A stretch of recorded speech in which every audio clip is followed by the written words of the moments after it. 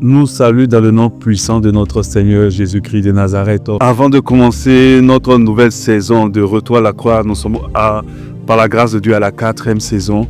J'aimerais vous souhaiter une bonne et bénie année 2026. Que la grâce de Dieu soit sur vous, que sa paix qui surpasse toute intelligence soit votre partage, le partage de votre famille entière, et que Dieu vous permette en cette année d'aller plus en profondeur, plutôt je dirais, avec lui, et de pouvoir vous consacrer encore plus pour que son nom soit glorifié dans votre vie.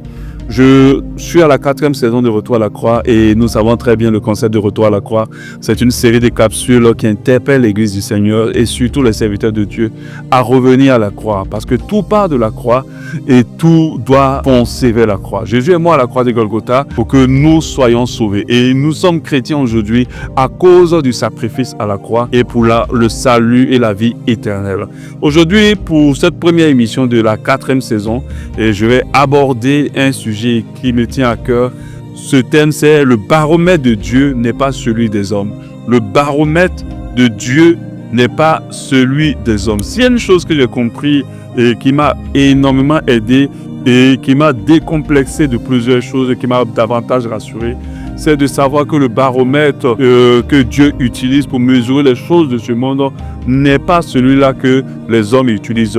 Ce que les hommes pensent être bon, bien, ce qu'ils pensent avoir réussi, être puissant ou beau ou être grand ou être honorable, n'est pas forcément en conformité avec ce que Dieu pense en réalité. C'est une grande vérité qui, malheureusement, plusieurs n'ont pas intégré, et encore plus grave, que les chrétiens n'ont pas, certains chrétiens, une grande majorité des chrétiens n'ont pas percuté. On va lire un passage qui nous le dit clairement en Ésaïe 55 à partir du verset 8 au verset 9. Car mes pensées, c'est Dieu qui dit, ne sont pas vos pensées et vos voix ne sont pas mes voix, dit l'Éternel. Autant les cieux sont élevés au-dessus de la terre, autant mes voix sont élevées au-dessus de vos voix et mes pensées au-dessus de vos pensées. Ce passage que je viens de lire nous permet de comprendre exactement que Dieu ne pense pas comme nous les hommes, Dieu ne voit pas comme nous les hommes, et Dieu n'a pas le regard des hommes. Les hommes peuvent parler de succès là où Dieu parle d'échec. Les hommes peuvent appeler grand ce que Dieu appelle petit, et les hommes peuvent appeler bien ce que Dieu appelle mal, vice-versa. Les hommes peuvent appeler petit ce que Dieu appelle grand, et le Seigneur nous parle de cela quand les apôtres cherchaient à savoir parmi eux qui était le plus grand. Et la réponse de Dieu était surprenante. Du Seigneur disait que le plus petit d'entre vous, c'est celui qui est le plus grand au ciel. Vous voyez la compréhension de Dieu. Dieu ne mesure pas comme nous on mesure, comme nous les hommes nous mesurons. Ce que l'homme considère comme élevé peut être considéré pour Dieu comme insignifiant. Ce que l'homme méprise peut être précisément être choisi pour Dieu, par Dieu, pour manifester sa gloire. Le regard de Dieu n'est pas comparable à celui des hommes. Le baromètre de Dieu n'est pas le même avec ce que l'homme utilise. Pendant que l'homme regarde à ce qui frappe aux yeux, Dieu regarde au cœur, regarde à l'état spirituel derrière les choses, voit le volet, voit l'esprit derrière chaque chose. Nous avons Samuel 16 au verset 7 qui nous dit « L'homme regarde à ce qui frappe aux yeux, mais l'Éternel regarde au cœur. L'Éternel regarde à ce qui est derrière chaque chose. » L'homme a des unités de valeur pour accorder de l'importance aux choses selon lui. Et ces unités de valeur sont l'apparence. L'homme regarde à l'apparence, l'argent. L'homme accorde beaucoup de valeur aux choses à cause de l'argent. Les chiffres, la popularité, le succès, le poste, le positionnement. Pendant que Dieu a d'autres unités de valeur pour mesurer les choses. C'est l'amour, c'est la bonté, l'humilité, la sagesse, l'obéissance, la justice. À cause de l'argent, les hommes peuvent valider tout.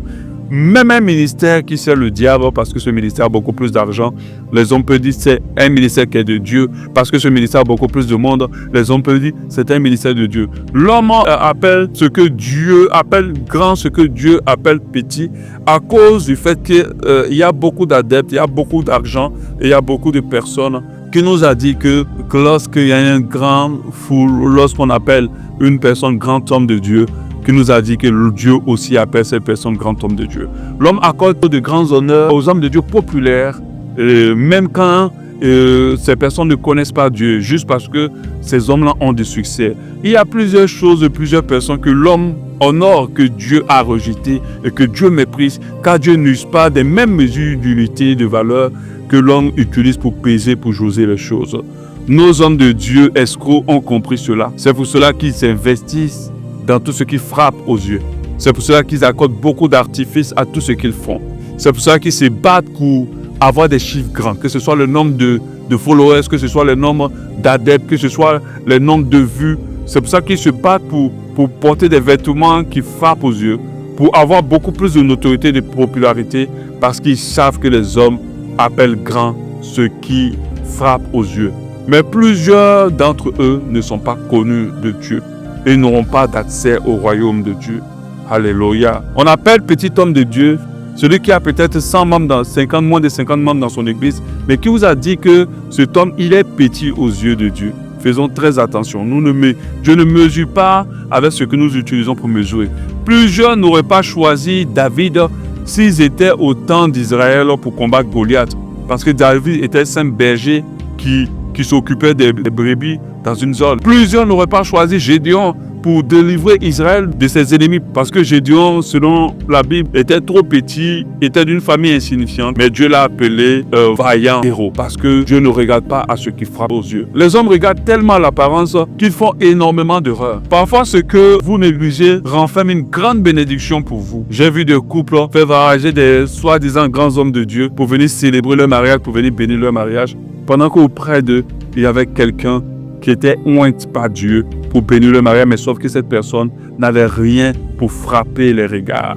J'ai vu des personnes voyager à l'étranger pour aller rencontrer des hommes de Dieu grands soi-disant, pour pouvoir trouver des solutions à leurs problèmes, pour pouvoir sortir des difficultés, pour pouvoir expérimenter la délivrance et la guérison, pendant qu'ils ont abandonné là où ils étaient un homme de Dieu, ou une personne, je vais dire, qui était ointe puissamment pour leur libération, sauf que cette personne ne frappait pas au regard de l'homme. J'ai aussi vu des personnes se ruer dans des assemblées d'hommes de Dieu populaires, d'hommes de Dieu stars, d'hommes de Dieu avec des grandes autorités, pour dire c'est là que je vais prier parce que cet homme de Dieu est grand. C'est là que j'aurai ma bénédiction, j'aurai ma délivrance. Malheureusement, ils sont allés là où il ne fallait pas. Là où ils allaient, on va les exploiter. Là où leurs vies vont se compliquer. Là où Dieu n'est pas. Parce que l'homme appelle grand ce que Dieu appelle petit. Si vous connaissez bien Dieu, vous allez comprendre qu'il n'est pas dans la grande majorité de ce qui frappe au regard, surtout pas. Notre discernement s'aiguise quand nous utilisons le baromètre de Dieu pour juger toutes choses autour de notre vie. Nous allons réaliser que Dieu ne regarde pas à ce qui frappe aux yeux. Dieu ne regarde pas à ce qui impressionne. Vous voyez même le choix de Jésus. Quand il choisit Jésus pour la délivrance du peuple d'Israël, Israël méprise Jésus parce que Jésus n'était pas impressionnant.